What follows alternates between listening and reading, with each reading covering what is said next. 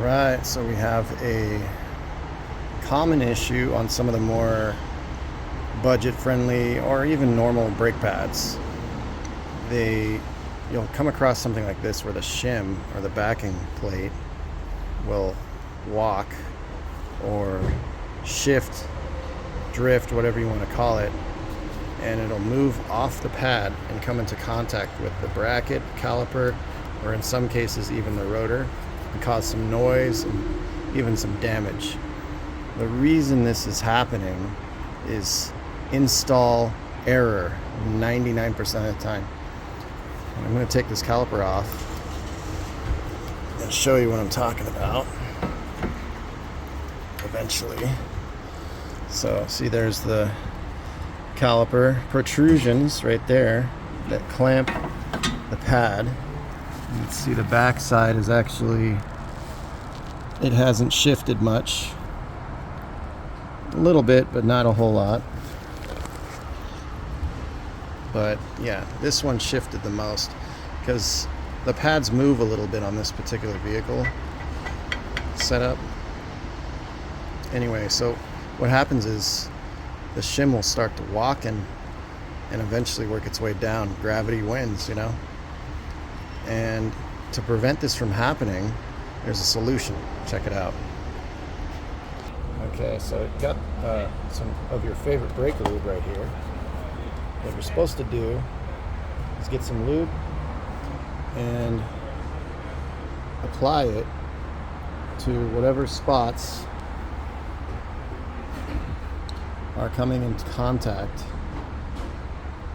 with these protrusions right here. See?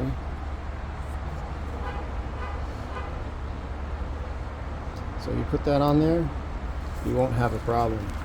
You need to avoid putting the lube underneath the shim at all costs in this case, unless you have multiple layers of shims, like some of the Japanese OEMs like Toyotas will have multiple layers of shims, but you don't need to worry about that on a single shim. Just put a little dab on there so that it can move around when it needs to. It can shift, and then the shim will do its job and stay in place. I haven't had any issues after doing that.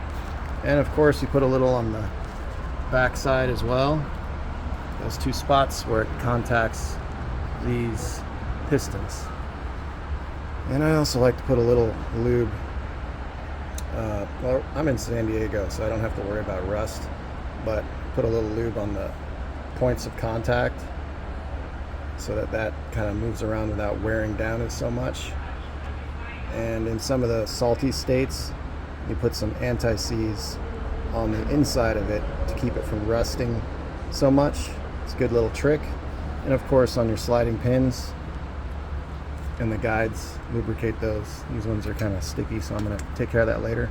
This is a customer that wanted a pad slap because their rotors are fine. They requested to do it, so I'm doing it, but I'm just showing you the proper way to prevent the shims from sliding around. I see a lot of people DIY and they forget to apply the grease on the back, or they put the grease on the wrong side, and then the shim easily moves around and comes off. Again, it's a install error. It's not the manufacturer error in 99% of cases. Anyway, love, peace, and chicken grease.